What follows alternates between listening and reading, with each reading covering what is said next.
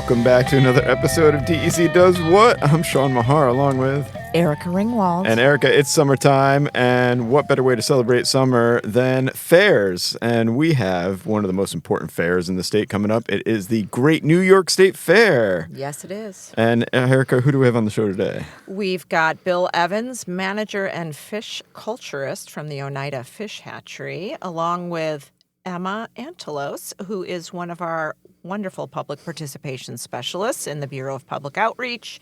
Emma is also one of the behind-the-scenes folks who helps make the podcast great.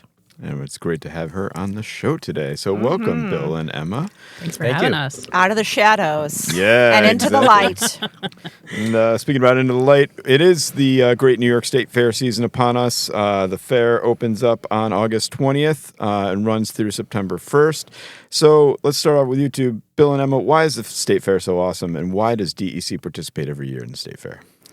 Yeah, it's a great representation of us as an agency. So we have a lot of staff who come out for the 2 weeks. We have our fish hatchery folks who do a lot of work on our aquarium building and bring in some really great fish from Oneida, and Bill will talk about that in a little bit. But we've also got license sales. We've got our ECOs, our conservationist magazine being sold, as well as our rangers. So it's a really great representation of all of what we do as an agency. So it's a great opportunity for people to come and see what we're up to and buy your fishing license, buy the magazine, talk to our ECOs.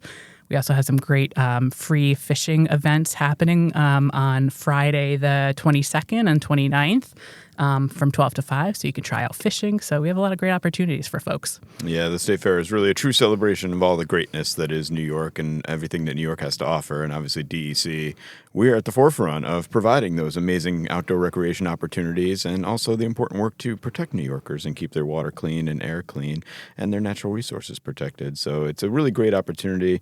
I've got to go to the fair the past couple of years. It's been an awesome experience. But the one experience I had last year, Bill, was obviously one of the free fishing days. So we've got 2 free fishing days this summer. Why do we offer this at the fair, and what can people expect when they come in? Well, they offer it because some people don't have that opportunity to get out and enjoy the great outdoors. So we have folks on staff to help them enjoy that opportunity and realize how much fun it is just to catch that first fish. And Emma mentioned free. Again, it's free admission. DEC, there's no charge to get through there. We have many different species from Oneida Lake. We have trout from Randolph Hatchery. You can see some of these awesome species live in the tanks. Of course, talking with any of the staff is free. The ECOs, the rangers, license sales, conservationist folks. And I did want to add, too, that the rangers and or ECOs usually have these great exhibits, different mounts and whatnot on site as well. It's fun. You also get to meet Smokey Bear. Get Yes, your picture that's taken true. if you want. It was fun to follow Smokey around last year.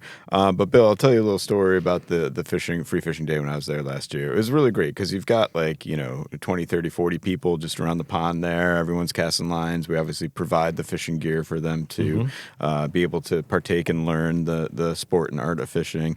But I'll never forget, I was there not getting any nibbles or anything, and I watched this kid, and he worked the pond all the way around, right? And he was just going around, and he was honing in on this one spot.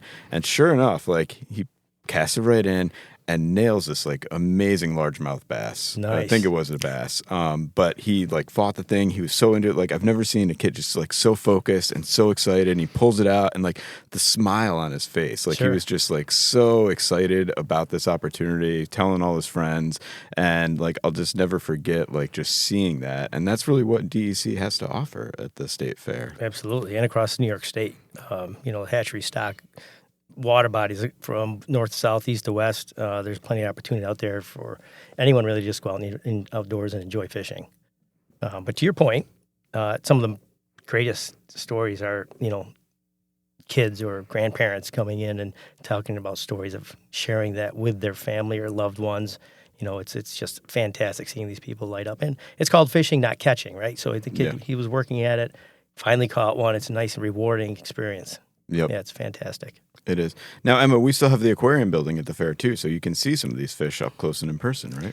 Yeah, you sure can. It's kind of wall-to-wall aquarium, so you can see a lot of amazing fish that, Bill's folks bring in a couple days before the fair, right? Yes. Get it all situated, and we have some great, you can look up above the aquarium, and we have IDs kind of so you can see, oh, what's that? Oh, that's a sturgeon. Oh, that's really cool. So, and I know some of our staff also bring in some cool turtles too, right? Yes, that's one of the favored exhibits is the turtle exhibit. We have some minnows in there, and they're always chasing those around, some different frog species too. So, yeah, but there's no fishing in the tanks, Emma. Sorry. Nope. So I think it's it ranges between 850,000 people and 940,000 people go to the Great New York State Fair every year. How many people are coming through the aquarium building? How many licenses do we sell? Yeah, it's quite busy. Yeah, I mean, I think last year we sold maybe 7,000 fishing and hunting licenses, as well as patches and stuff that our trail supporter patch. We also gave away I think 6,000 tree seedlings from our Division of Lands and Forests. That's really exciting. You can get a free tree seedling from our Saratoga Tree Nursery. We need to count those trees on the tree 25 tracker. million, yes. Yes. So if you come to the fair, get your free tree seedling, make sure you go home and plant it and put it on our tree tracker so we can get to that 25 million tree goal by 2030? 2033. 33. Got a couple extra years there. But yeah, it's amazing. I mean, every time I'm there, working the fair, it's just packed with people. And it's just so nice because they don't have to be there. They want to be there. They want to engage. They love talking to the staff, the ECOs, the Hunter Ed staff, the Lands and Forest staff. Everyone just is so excited. They have so many stories that they want to tell you. So many, they want to show you pictures of things that they've caught. I don't know if you've gotten that. Awesome. One of my favorite stories is people will come up to me I got a free tree seedling from your building 15 years ago. And they pull out their phone and it's a photo of the tree and it's massively tall. And it's just that's so heartwarming. It's people really want to be there, and it's really nice to kind of get that face-to-face interaction with people. So, Bill, what's been your strangest conversation to have at the fair with someone who's come up to talk fish with you? That's a hard question. It's a New York State Fair, so we see all of humanity. So, the strange kind of becomes normal, I guess. But, people are people. Everybody's different. I really don't have a strangest or what's your most memorable story? But I was speaking with Emma earlier. So years ago, we used to stay overnight upstairs in that building. To keep an eye on the fish and make sure everything was with the fishes. Yes. And they used to have before the amphitheater was across the street, there was the infield concert stage, and they would have concerts there. So you would be going to sleep, and the concert would let out. And it was literally like some of these zombie apocalypse movies because you'd hear the noises in the background, and all of a sudden the doors, they're rattling, and you hear hollering, and all kinds of noises, all kinds. And then it would just slowly dissipate off in the distance, and you could go back to sleep. So those are quite memorable. I have a good story from last year. We were doing setup. I'm not sure if you were there for that, Bill, but we had some guy, a staff employee, come in, and he's got this box. And we're like, uh-oh. He's like, I need help. Turns out he had found an injured hawk in the parking lot. Oh, wow. And of course, bring it to DEC. Right, exactly. And we just happen to have some ECOs there, and they're like, we got it. It's just of course, we got a bird in a box. That's a normal day for DEC. It was just very we get those funny. call at the fish hatchery itself, just because they look up a phone number to DEC. There's a fawn on the side of the road, and of course, if you care, leave it there, right? So that's our motto, or we give them the regional office, to contact somebody. So. Well, we're talking the Great New York State Fair on DEC Does What. We're going to take a break for a second and come back and talk about more of what the State Fair has to offer. So check it out on August 20th through September 1st, and stay tuned for some more awesome fair stories. Get your hunting license today. Hunting and trapping licenses, as well as deer management permits for the 2025-26 season, are now on sale. Buy your license online by visiting dec.ny.gov or by calling us at 1-866-933-2257. You may also get licenses in person at a license issuing agent near you. Happy hunting! Welcome back to DEC Does What. So when they're not staying in the aquarium building, where do the fish live the rest of the year? Yeah, so those are all wild caught fish except the trout. Those come from our Randolph Fish Hatchery. But the other fish, majority of the fish are netted right out of Oneida Lake. So Oneida has a huge abundance of different species in the lake. But we do keep sturgeon at the Oneida Fish Hatchery because we're the hatchery that raises those. So we try to keep some on hand for display. And, of course, we bring them out to the Great New York State Fair to show folks. So that is the short end of it. Oneida Lake, Oneida Hatchery, and Randolph Fish Hatchery. Okay. Yeah. Do people have a favorite fish at the fair? Yeah, I think everyone has their own. Who gets the most attention? I think the sturgeon get the most attention. Yeah.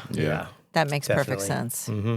And the turtles. And the turtles. And the right? turtles, as you fish, said. right? Yeah. So, They love those right, turtles. exactly. Yes. But Bill, let's talk Oneida Fish Hatchery for a second and sturgeon. So you raise sturgeon there.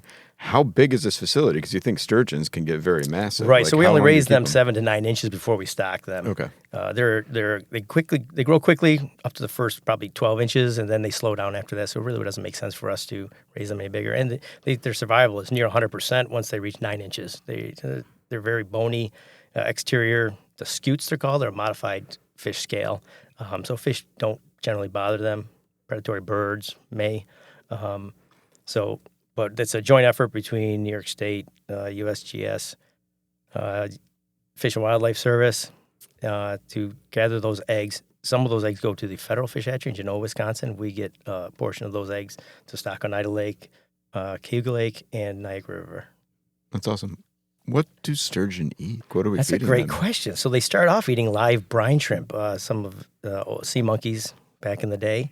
And then we change over to chopped up bloodworms. People that keep fish at home, aquariums, probably are familiar with those. And then we transition them onto whole bloodworms, eventually chopping and giving them whole krill, frozen krill. And they will eat like a trout food or a pre-manufactured dry feed. They don't do as well, so we keep that frozen food going to them.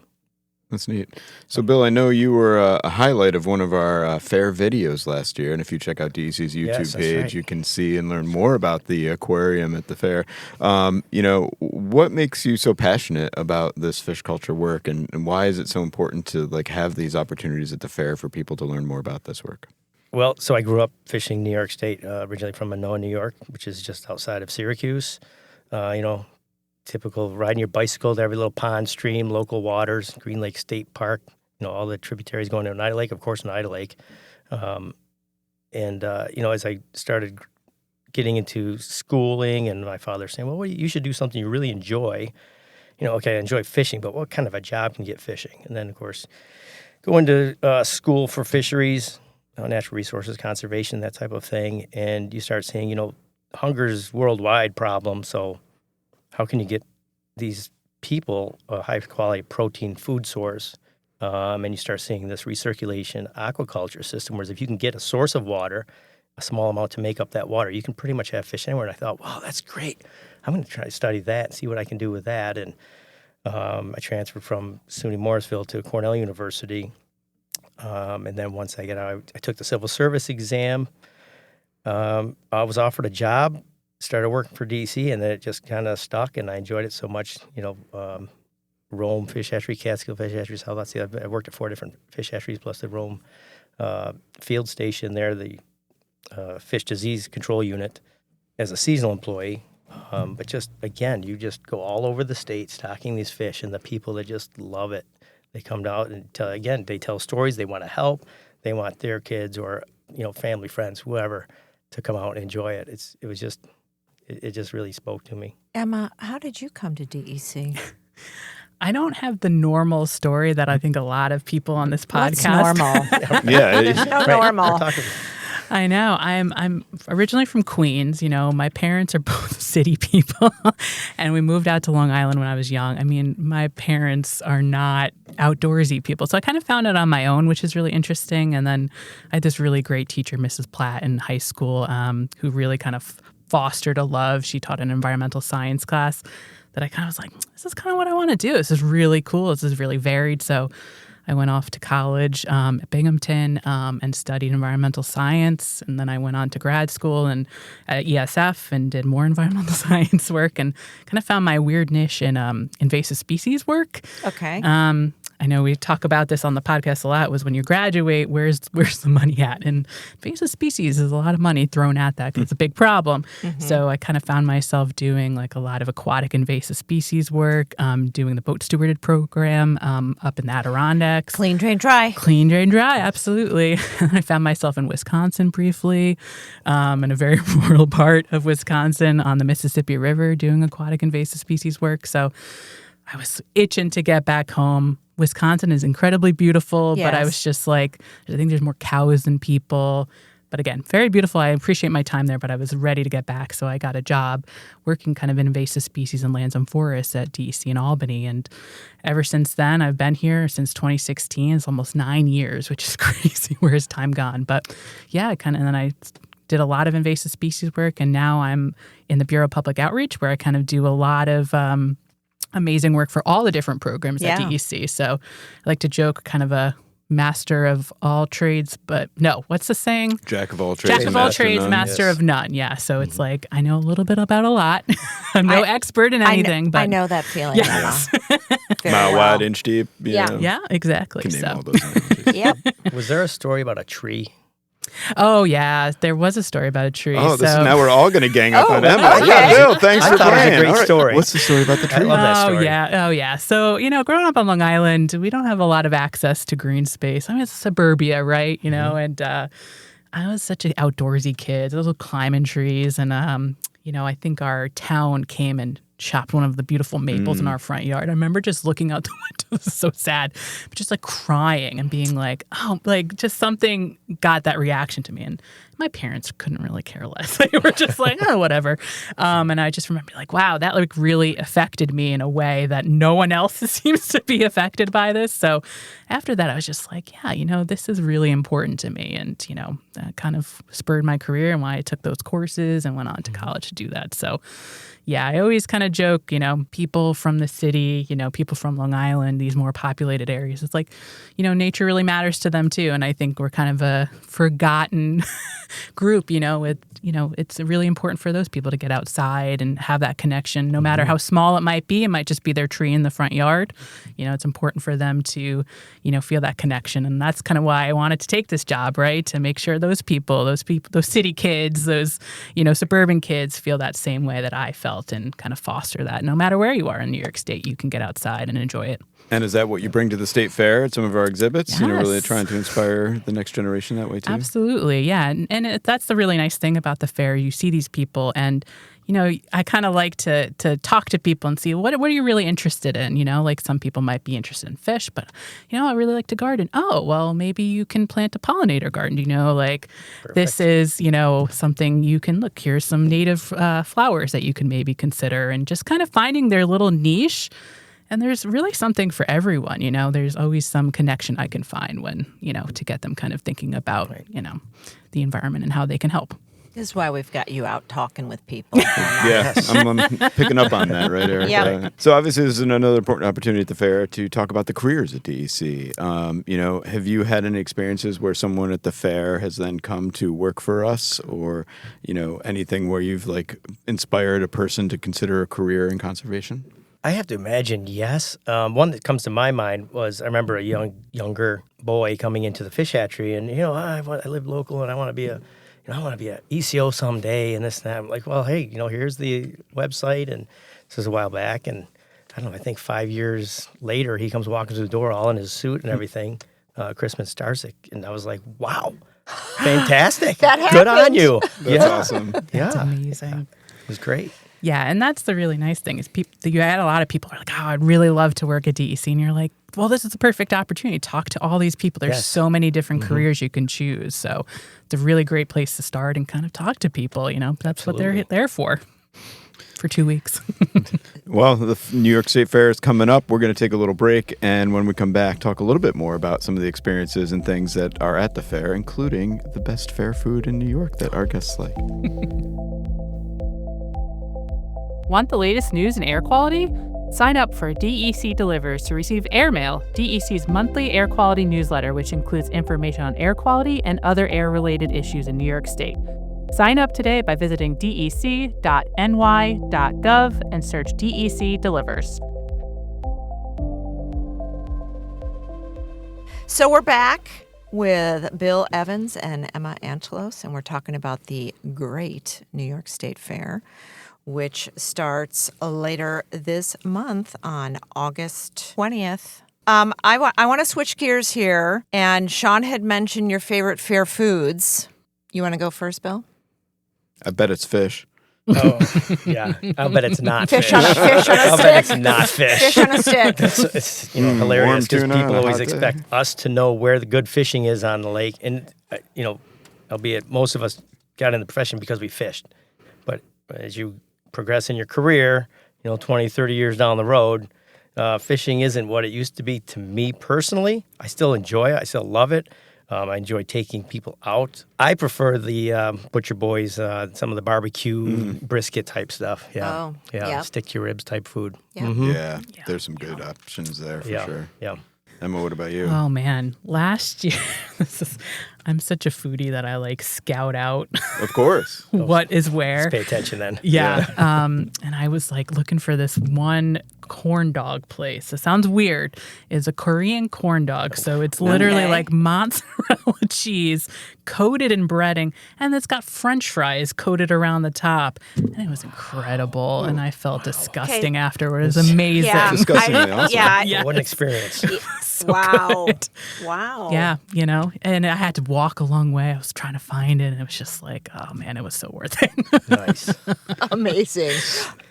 Okay. So, Erica, you didn't grow up in New York, right? No. But you've I went to the obviously- Illinois State Fair. Yes. So, what's that experience like? And, what is your favorite fair food? My favorite fair's food, probably pork chop on a stick. Ooh, Yeah. that sounds unique. Is that real? Yeah. That's a real thing? That's a real thing. Super delicious. Interesting. Yeah. You should search for one at the Great New York State yeah. Fair this year, I Emma. feel like Look. they have them there too. Okay, I'll have to look harder. I mean, they have Yeah. a lot of stuff there. It's not next to the corn dog stand, obviously. No. No. No. I've seen so many things on sticks. I haven't Right. seen a pork chop. Yes. Yep.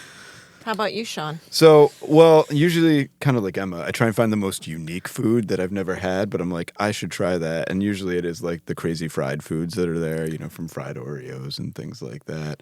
But really, I always try, because everyone talks about the fried dough, and there's all different kinds of fried dough all over the fair. So I have gone and tried all the ones to see which one's best. So usually, obviously not trying to be too healthy when I'm there, but trying to find the most unique food. And it's a great celebration of all the foods of New York. It's like the whole fair is just a true celebration of New Sure. York State, but the foods of New York that are there. So definitely check it out and go on your own exploration like Emma and find the most unique food that you can find.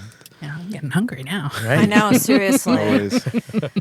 Ready for lunch. Absolutely. I'm guessing you get a lot of questions just from people at the fair, wholly unrelated to what DEC is doing there and what you guys are tasked with doing. What are some of the more interesting questions you get from the public? Someone did approach me once about Bigfoot hunting. Yes. on state Okay, land. let's go there. Fantastic. Yeah. Let- Okay. Yeah, he was very serious. I think he even had a little logo on his shirt, like this is his profession, and he was like looking for Bigfoot on state property. I was like, hey man, go for it. Let me know. So I If you hope find it, let me know. you didn't tell him about the lab. The lab. Erica, what are you doing? Why? You're not. Bill has access. Like, come on, don't put him on the spot. Sorry. Top secrets. The basement of the fish hatchery. Yeah. That is funny. And listeners, it wasn't me. I am a fan of Bigfoot, but I did not ask him about Oh, it. he looked familiar. He had his big fake mustache on and Big hat. his big hat and a wig. Yeah. How about you, Bill? Random questions. Not even close to that one. We usually have people asking us how, where to get fish to stock their ponds. And, New York State is funded by licensed sales, taxpayers. So we don't sell fish to the public. You need to contact a private enterprise and just go online, search private fish hatcheries or private fish for sale in New York State, and you get a pretty good list. That was pretty boring compared to Bigfoot. I apologize. I feel you're holding back on those, Bill. So definitely come to the Great New York State Fair, find Bill and Emma and all the dozens of awesome DEC folks and tell them your stories, ask them their questions about their stories. But Bill, just on the Oneida Fish Hatchery, open year round, can the public come visit and see what you're up to and see the sturgeon that you're growing? Yes. So I guess technically we're seasonal because our water source is Scriber Creek. We have no way of heating or cooling the water. Our temperatures range from 32 degrees to 82 degrees, and there's a window of temperature that fish prefer. So we generally have our raising fish from April through September, beginning of September. So you may see that we're closed in the winter times, but Monday through Friday, we're there. The doors are open. April through September, 7 days a week, 7:30 to 3. Come by. Yeah, there's no fee again. Come on in. We'll always have sturgeon there. Barring some catastrophe, is there some wood I can knock on? Just jinxed our hatchery. But yes, awesome. Sean, to answer your question. And yes, Bill, you've been awesome whenever I've been out there and doing one of the walleye egg takes last year. Yeah, I have to say you were natural. Fun. He was all suited up in rain gear. I love it. Yeah, that was great. It was fun. It was fantastic. It's a beautiful facility you got there, and very unique, like you said, with the water source, the way it works, along Scriber Creek, and it's just a really cool place to visit. So definitely check that out in your travels, listeners. But first and foremost, let's make sure you make it to the Great New York State Fair this year. Again, Syracuse, New York, August 20th through September 1st. Look forward to seeing you there and seeing Bill and Emma, and again, all the wonderful DEC folks who are going to be there throughout the fair. So thanks, you two, for being on the show today. Thank you. Yeah, we hope to see you out there. Mm-hmm. Yes, absolutely. Well, Erica, let's get out to the fair. We should have recorded this podcast at the fair. I know, that would have been great. But I imagine Mike and the back end crew wouldn't have liked that. So Probably not. No. A lot of background noise. Definitely. But Erica, we definitely have to make it out to the fair this year. Absolutely. Got to get you there. Because it is, what did we learn? The oldest state fair in the country? Yes, and it's really affordable. Definitely. So check out the Great New York State Fair website at nysfair.ny.gov.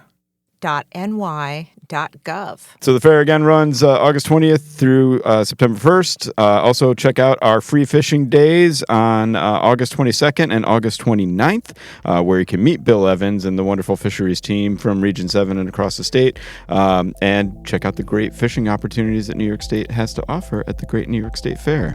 But when you're not at the fair, Erica, what should everyone do? Get outside. DEC Does What? Is a production of DEC's Division of Communication, Education, and Engagement. Our theme music is an original composition by Mike Menza, wildlife technician with DEC's Division of Fish and Wildlife. Like what you heard on this episode? Please leave a review and share this episode with others. Want to learn more about DEC's wide-ranging efforts to protect New Yorkers and the environment?